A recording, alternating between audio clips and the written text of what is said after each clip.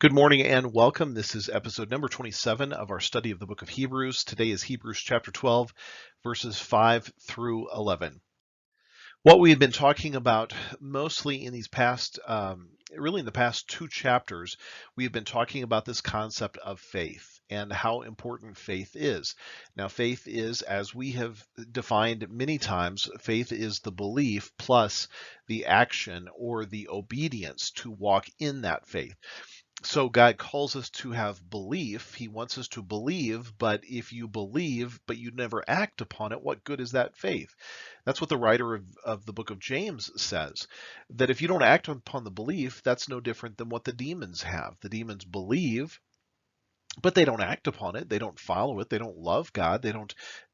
Aren't committed to God. We have sold in the church this easy beliefism idea. The concept of it is you just have to believe and then everything is going to be okay. And I don't believe that to be the case in the least. I believe that God has said to us, you need to believe. Believing in the name of the Lord Jesus, believing in what he has done and how he went to the cross for us, belief in who he is as creator, as the Son of God, belief in the resurrection. Those are all so important, but God always calls us to then act upon that belief. Live that belief out. And how do you do that? Well, in New Testament times, the concept was to believe plus be a disciple. Now, the disciple part was to the action part, belief and the action of being a true disciple. Now, what is a true disciple? Well, that is an adherent, it is a follower. It's a committed follower of whoever the master is, whoever the teacher is. In this case, it's a committed follower of Jesus. You follow your rabbi, you follow the master, you follow Jesus as the Son of God. When you follow him and are his disciple, you naturally then want to do what God tells you to do. You want to put away what God tells you to put away. You want to become who God tells you to become. There was an old phrase that was used in the time of disciples and rabbis, and the phrase was this: for a disciple that was following a rabbi in the culture that Jesus was in, the phrase was, may you be covered in the dust of your rabbi. And that was the concept and the idea of a disciple. You are so committed and so close and so connected to your teacher, to your rabbi, in this case to Jesus, that when he walks in the dust of the path, that the dust that he is kicking up gets all over you. Because again, you are so close to him. So this is what faith is. Faith is not an easy beliefism that you just believe the right things. Faith is, I believe the right things and I am committed to following Jesus. I want to get covered in his dust. I want to be his disciple and I want to be different. I am not content being the same person that I have always been. Well, that's what drove us into chapter 12. Chapter 11 was the example of all of these evidences of faith in the Old Testament, all of these people who walked by faith. It was never by works, it was always by faith. And then in chapter 12, it was how you live this out. And that's where we started with this concept when the writer of Hebrews said, therefore, because of chapter 11, since we are surrounded by so great a cloud of witnesses, that's all of the examples in chapter 11, they're the great cloud of witnesses. Now for you and I, he says to let us lay aside every weight and the sin which so easily ensnares or entangles us, and let us run with endurance the race that is set before us. That is all the action stuff. Since we have evidences of faith, we have evidences of people who believed and they put it into practice in their lives. And so this is what the writer of Hebrews says. He says, here's your action. Lay aside every weight. Lay aside the sin which so easily entangles and ensnares you. Run with endurance the race that is set before you. Those are the action points of faith. Believe and lay everything aside. Believe and take off the sin. Believe and run with endurance the race that is coming your way, that is set before you, that's in your path. You don't have control over what the road course is or what the race course is. It's set before you. You just run it. Don't complain about it. Don't complain about the difficulties of it. Don't complain that it's going to go up and down hills and through mountain passes. Just do it. Just run the race that is set before you. So that's what faith is. Faith is I believe it and I will lay aside the weight. I will lay aside every sin that entangles me, and I will run with endurance the race that is set before me. Well, today we are going to continue on with that thought because the thought continued in this way that in order to run the race, you need to look to Jesus, who's the author and finisher of our faith. Jesus ran the race. He endured the cross. He didn't complain about the cross. He endured the cross. It was set before him. He had to go through this.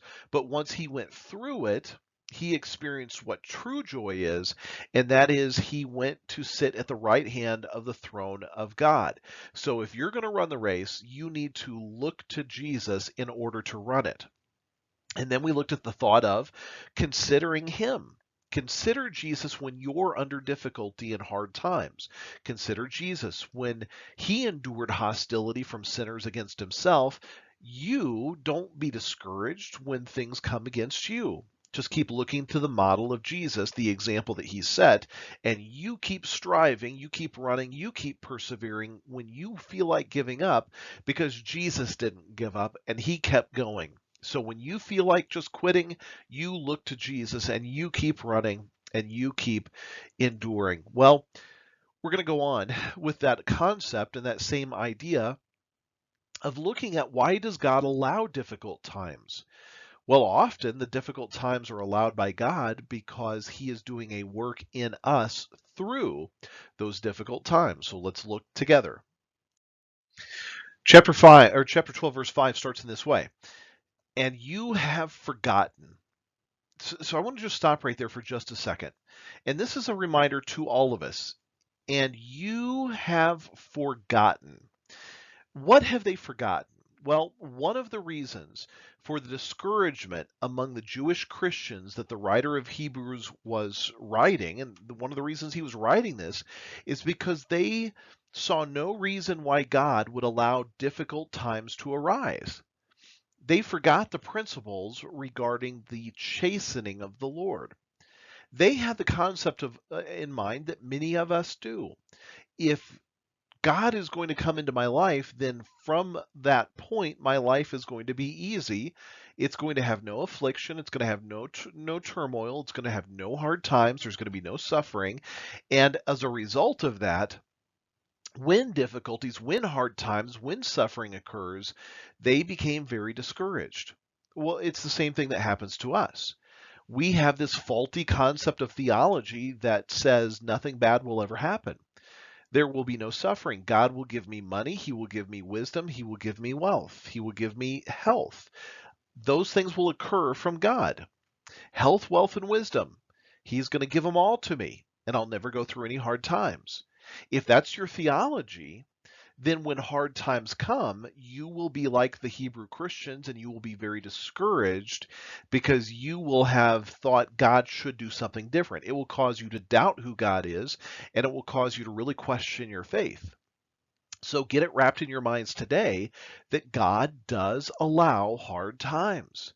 God does allow suffering. God does allow chastening to happen in order to shape and to change our lives. Through the process of hard times, through the process of suffering, God really gets to the core of who we are. It strips away all of the pretense. It strips away all of the wrong thinking. And we get to the point where we realize, God, I just love you for you alone. And I am not loving you for what you do for me or what you give me. I just love you because of who you are. I love you, God, because I have hope and I can look to you. So the writer of Hebrews says this. He says, you have forgotten. Well, what have you forgotten? Well, here's what they forgot. You forgot the exhortation which speaks to you as sons. Now, what is the exhortation that is going to speak to you as sons? Well, this is from Proverbs chapter 3, verses 11 and 12. You have forgotten what it says in Proverbs chapter 3, verses 11 and 12, which says in Proverbs, "My son, do not despise the chastening of the Lord, nor detest his correction. For whom the Lord loves, he corrects, just as a father the son in whom he delights." Well, the writer of Hebrews quotes that when he says, "My son, do not despise the chastening of the Lord, nor be discouraged when you are rebuked by him. For the Lord, for whom the Lord loves, he chastens and scourges every son whom he receives." Now I want you to notice what he says. For whom the Lord loves, he chastens, and he scourges every son who he receives. This idea of chastening from the Lord. When chastening comes, it's an offense to God when we despise it. God allows chastening as a loving tool of correction that we should receive gratefully. This is the training we need to run the race with endurance that it said in Hebrews chapter 12, verses 1 and 2. You can't run unless you are trained.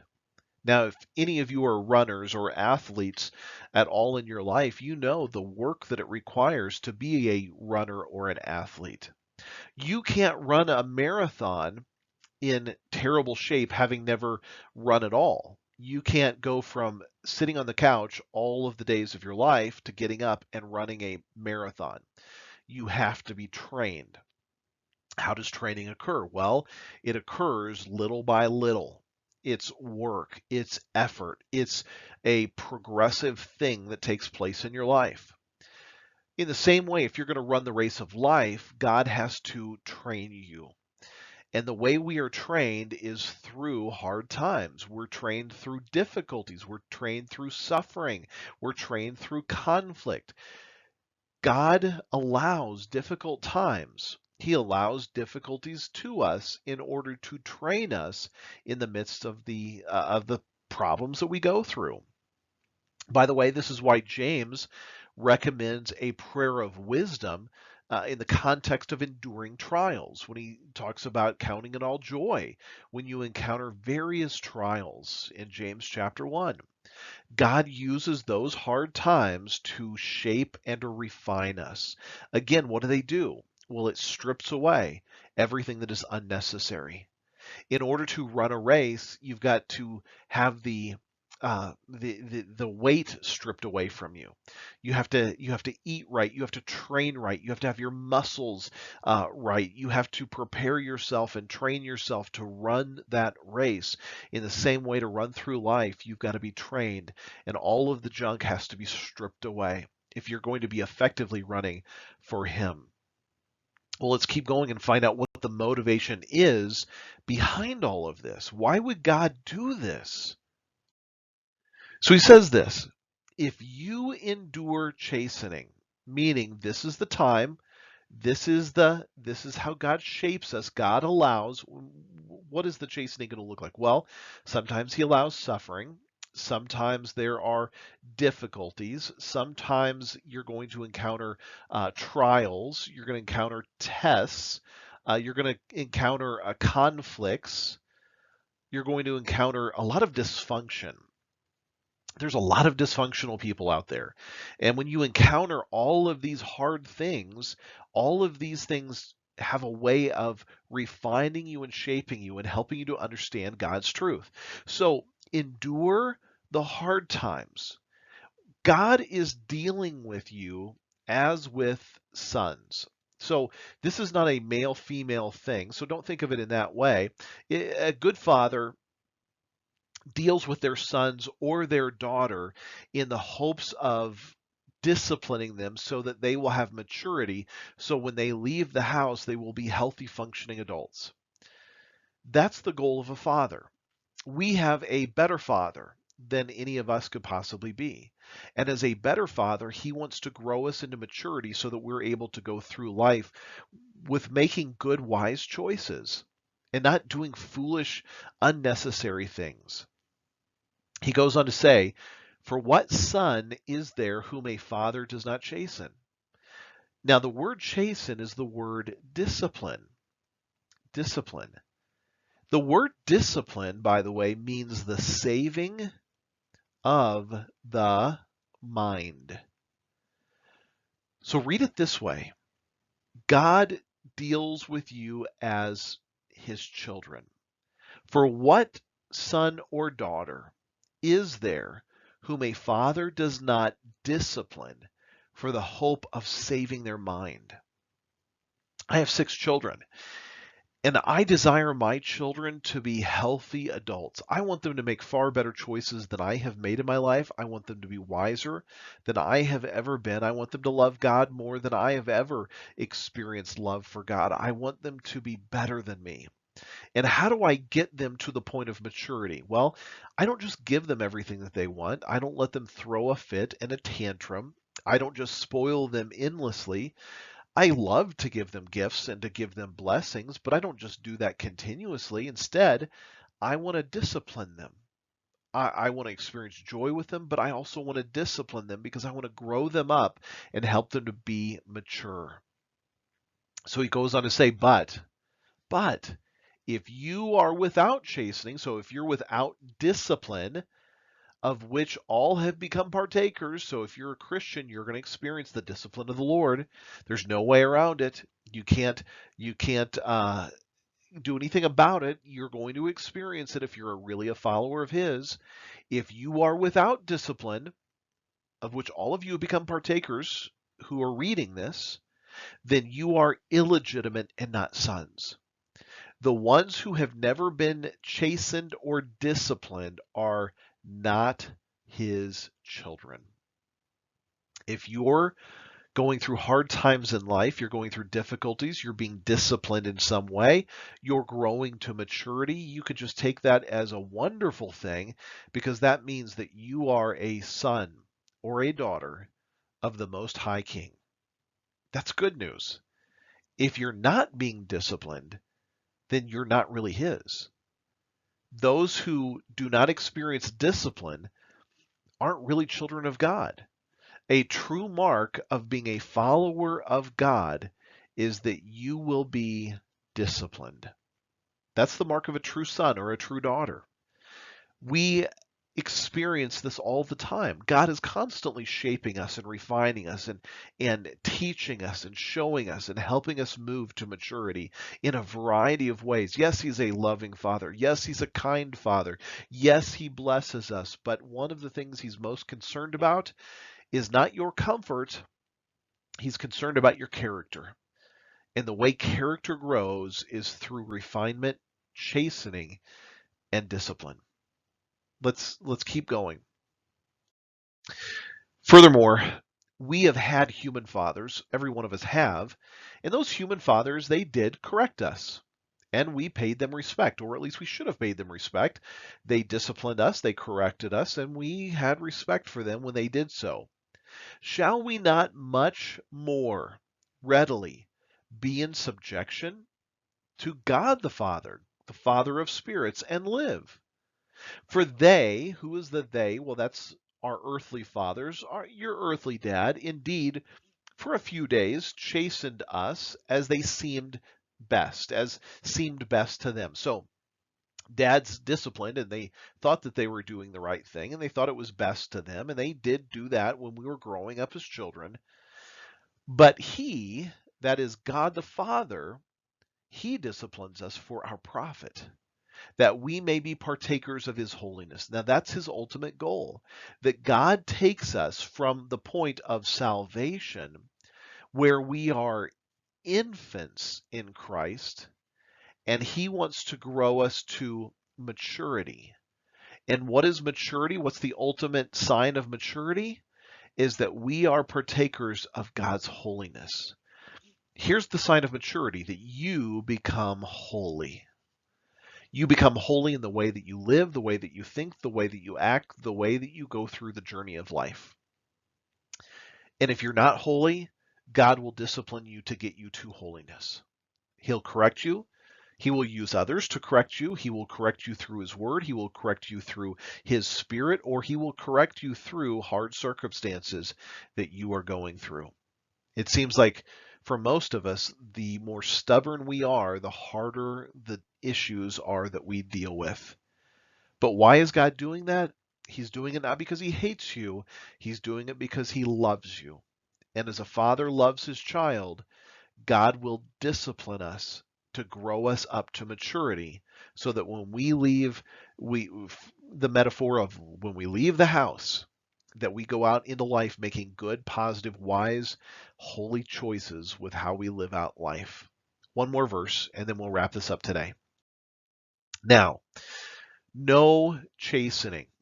Now, again, the word chastening is discipline. No discipline, no chastening, no hardships seem to be joyful for the present, but they're painful.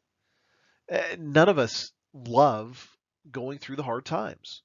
We don't enjoy that. It's not fun. It doesn't seem joyful. It seems painful. In the present circumstance, it's not fun. It's painful. There's no joy in this current situation. Nevertheless, after you have gone through it, it yields the peaceable fruit of righteousness to those who have been trained by it. So when you encounter a hard time, so you're going through life and you're just journeying through life and you're walking the path of life and you hit a brick wall, and this brick wall seems horrible. You hit the wall and it's painful and it's a huge obstacle and it's a huge stumbling block and it doesn't feel joyful. And then God somehow miraculously through the circumstances either breaks the wall down or provides the way around that wall. And now looking back, you can realize just how far you've come and how far you've grown through the things that you just went through. And what you find is that this phrase, but afterward, after I'm over here and I'm going through, life again, and life is continuing on, after I am through it, afterward, there is a peace and there is a righteousness that I experience that I didn't experience before. So God uses hard times in order to train us, in order to discipline us, to chasten us, to grow us up to maturity. So when you go through hard times, don't look at it as a negative. Look at it as a way that God is shaping you and helping you to grow up into his image. You are growing to holiness. You are growing in righteousness. You are growing in maturity when you're willing to let him chasten and when you're willing to be trained by it. Now, there are some people that when they encounter the wall, they get angry with God because they're not willing to grow. They're not willing to be trained. They're not teachable in any way. And when that happens, they get stuck and they never go any further. The only way to get unstuck is to learn and grow in God's grace and in God's holiness through the hard times that you're going through, allowing him to provide a way of escape, a way around the obstacle that is there, a way maybe tearing down the obstacle that is there. But as you go through that and you've been trained by it, when you look back, you realize, wow, I have really come a long way. And you can say, God, I thank you that you allowed those things into my life because without them, I would not be the person I am today. Well, that's all I have for you today. I hope that encourages you and helps you, and I hope that you'll join me back here next time as we pick it up in episode 28 in Hebrews chapter 12, verse 12. See you next time.